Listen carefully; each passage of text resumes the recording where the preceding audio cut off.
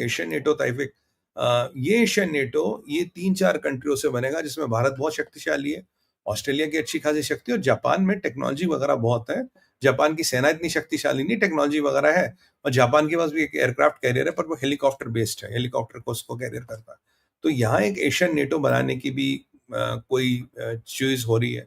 यहाँ एक undue influence भी एक्सर्ट करने की चीज़ हो रही है कि भाई हमारा युद्ध है, आपको हमारे साथ देना पड़ेगा। भाई मैं बार-बार कह रहा हूँ भारत क्यों साथ दे आपका? भारत अगर चाइना से कभी युद्ध भी हुआ अपने लिए होगा ना, आपका युद्ध थोड़ी ना हम लड़ेंगे। We are not going to come and fight your battle, that has to be very clear. We will fight our battle, push comes to shove, if we need to, when we need to. So America को Taiwan को liberate कराना नहीं कराना है, that is America's problem. क्योंकि एक first island chain का भी कॉन्सेप्ट होता है। इफ ताइवान फॉल्स तो फर्स्ट आइलैंड चेन का जो कॉन्सेप्ट है that will fall, Chinese navy will enter Pacific, that will be the biggest problem for आपके यूनाइटेड स्टेट्स ऑफ अमेरिका और वेस्ट। वैसे भी it's a matter of time, मैंने आपको बोला था, आपको Chinese aircraft carriers Indian Ocean region में दिखेंगे। Take it a few months, I will come on Bharat Vichar again and I will tell you how these carriers have entered Indian Ocean region. ये मेरा prediction है, मैं आपको पहले ही प्रेडिक्ट कर चुका हूँ, कहीं कुछ महीनों या हफ्तों की बात है, आपको ये दिखेंगे। ये जो एक सॉफ्ट इन्फ्लुएंस लगाने की कोशिश कर रही है, लोगों पे युद्ध थोपने की कोशिश कर रही है, ये एक इंपॉर्टेंट चीज है क्योंकि ये पहली बार प्री वॉर कैलिब्रेशंस हो रहे हैं। ये वॉर गेमिंग नहीं हो रही है, प्री वॉर कैलिब्रेशंस हो रहे हैं कि इसके संदर्भ में। और देखिए हमारी भी समस्या, आपने पीछे देखा वो चाइनीज शिप था बे ऑफ बंगाल में, एआईएस सिग्नेचर स्विच कर रखा था, रेडियो ट्रांसमिटर्स कर रहा था, रेडियो सिग्नल्स ट्रांसमिट कर रहा था, अपने सबमरीन्स के आने का रास्ता बना रहा था। वो मेरा शो होगा, अगर आपने नहीं देखा तो जरूर देखिएगा, what was that ship doing and how did we track it. और उसको हमें पकड़ने में फ्रेंच इंटेलिजेंस ने उसकी मदद की है हमें शिप को पकड़ने के लिए। ये भी एक इंपॉर्टेंट एस्पेक्ट है जो मुझे आपको बताना चाहिए। French have been very instrumental in helping us. तो यहाँ पे चीजें और समीकरण मुझे बदलते नजर आ रहे हैं। इसके बाद तो इस यहाँ पे अगर मैं इस थॉट को रोकूं, दीज मिलिट्री अलाइनमेंट्स हैपनिंग, यहाँ पे व्हाट यू कॉल दिस, ये जो आपके पीट हेगसेथ है, इनका एक स्टेटमेंट आया था, कह रहा है चाइना के जो DF-17 और GF-27 है, जिनकी मात्रा करीब 600 मानी जाती, कह रहा है they are sufficient to wipe out the whole American carriers in 20 minutes. Logically जाया जाए, conceptually जाया जाए, if you don't get into the military dynamics and all, it looks okay because they can wipe off this. ये एक बिल्कुल logical सी चीज लग रही है, हाँ ये वाइप आउट कर सकते हैं। अब DF-17 का डिप्लॉयमेंट होता फुजियान में, Fujian is just opposite Taiwan. तो DF-17 की समस्या ये है, DF-17 ये वही मिसाइल है जिसके बारे में मैं आपको बोला था। ये DF-17 भी है, या DF-27 की भी बात हो रही है। DF-17 वही मिसाइल है जो ये बातें हो रही थी कि ये जी पाकिस्तान को देंगे। मेरा असेसमेंट कह रहा 50-60% चांस है कि ऑलरेडी पाकिस्तान को इन्होंने दे दिया है, देने की बातें नहीं हुई, पाकिस्तान को दे दिया है। बट फिर हमने अपना जो K6 मिसाइल था, we are accelerating the testing of that. That will be to able to balance DF-17 या DF-27 का threat. DF-27 तो खैर ये पाकिस्तान को नहीं देंगे, अगर DF-17 दिया भी है, with K6 we should be able to balance that threat very easily. वहाँ कोई समस्या नहीं है। अब इनका जो फुजियान में डिप्लॉयमेंट है, ये आपको बताता, दे आर रियली सीरियस। अब ये भी खबर आ रही है कि फ्रेंच और जापान के naval ships straits of Taiwan के आसपास बहुत ज़्यादा देखे गए हैं। तो अगर फ्रेंच और जापान की नेवल शिप्स वहाँ हैं, दिस मीन्स ये प्री वॉर कैलिब्रेशन है, ये एक वॉर गेमिंग नहीं है। सवाल ये है कि ये जो हाइपरसोनिक मिसाइल्स हैं, जो DF-17 या 27 है, जो अमेरिका के एयरक्राफ्ट कैरियर है, इनमें एक एजिस नाम का डिफेंस सिस्टम लगता है जो अच्छा है, बट क्या Aegis defence system stand alone can stop projectiles coming at Mach 10, Mach 7, Mach 8, Mach 10, क्योंकि that is the speed China claims for them. 2-4 नीचे भी कर लो तो 7 से 10 के स्पीड के आने वाले हाइपरसोनिक मिसाइल्स के लिए एजिस सिस्टम बना ही नहीं है। अगर एजिस सिस्टम वहां बना ही नहीं है तो अब आप आर्ग्यू करेंगे ठीक है जी एजिस सिस्टम नहीं, will put third batteries in it.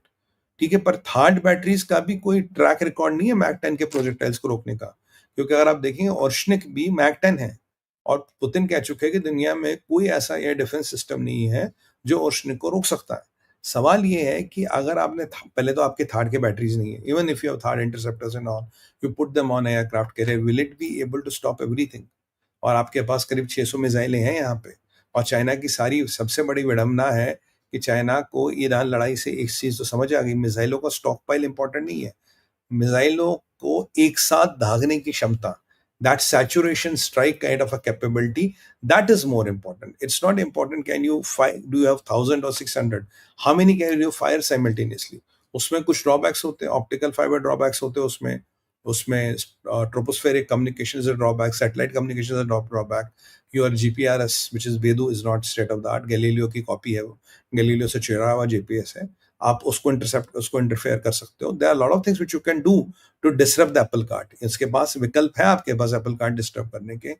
तो उसके परिप्रेक्ष्य में China has ordered a double redundancy. अगर एक सिस्टम है तो इसकी डबल रिडंडेंसी बोलो, डेवलप कीजिए। और मैं सुबह यही बात कर रहा था vis-a-vis Taiwan conflict, Xi Jinping has ordered redundancy कि अगर एक सिस्टम है तो उसका पैरेलल दूसरा सिस्टम होगा, if you bring down this system.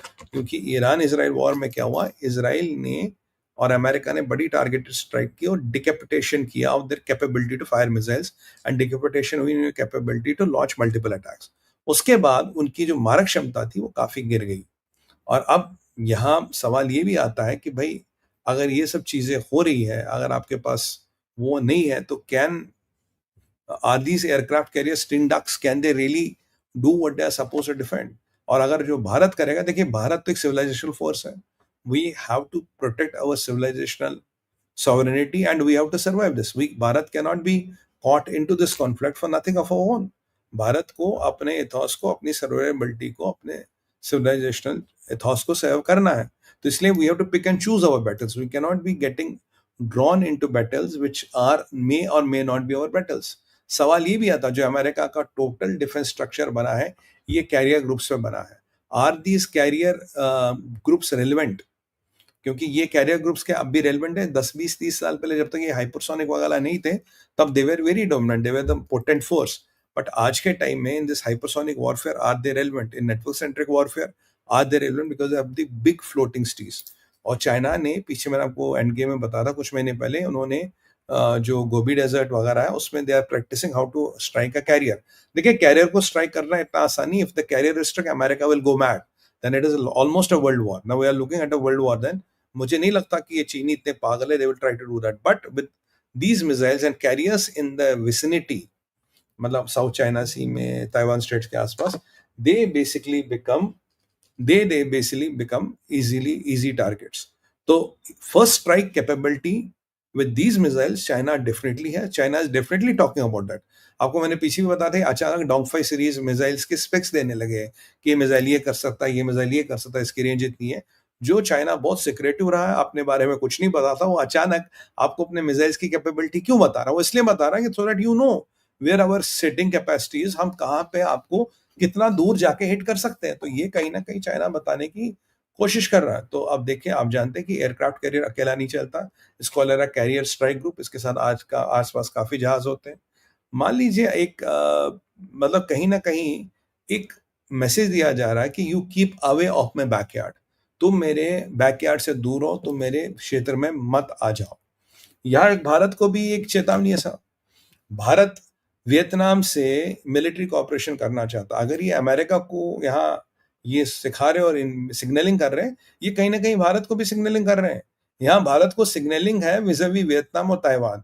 Bharat को कह रहे हैं कि आप वियतनाम से कोई मिलिट्री कॉपरेशन ना करें, आप ताइवान से कोई मिलिट्री कॉपरेशन ना करें। जबकि भारत और वियतनाम की कुछ मिलिट्री कॉपरेशन की बातें चल तो रही थी, भारत वियतनाम से तेल भी एक्सप्लोर करना चाहता था, काफी चीजें हो रही है। पीछे ताइवान में भी मेरे कुछ सूत्रों ने कहा है मुझे कि भाई ताइवान ने भी भारत से कुछ मदद मांगी है, कुछ चीजें मांगी हैं जो भारत देने को सोच सकता है। बट ये जो पोस्चरिंग चाइना की है, ये कहीं ना कहीं आपको ये बता रहा भाई अगर आप इनको दोगे या आप उनके साथ देखोगे, that is entering my strategic backyard, don't do it.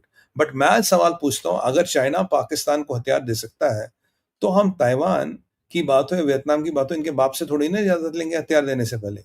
अगर हमें लगेगा giving weapons helps them, we might go and as well give them the weapons. Why should we be bothered by not giving them the weapons?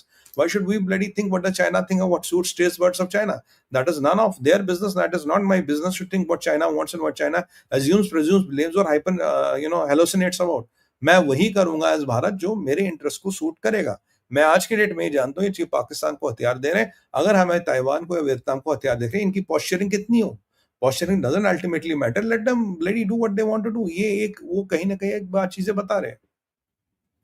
देखिए, यहाँ पे अंडमान निकोबार बहुत important है। मैं आपको कह रहा था कि आपको Chinese presence around Andaman Nicobar बढ़ती नजर आएगी। क्यों? Andaman Nicobar is so important because यहाँ आपके पास बड़े एडवांस रडार्स हैं। It's very near to state of Malaccas and this is the forward base of India, काफी forward base of India. You have to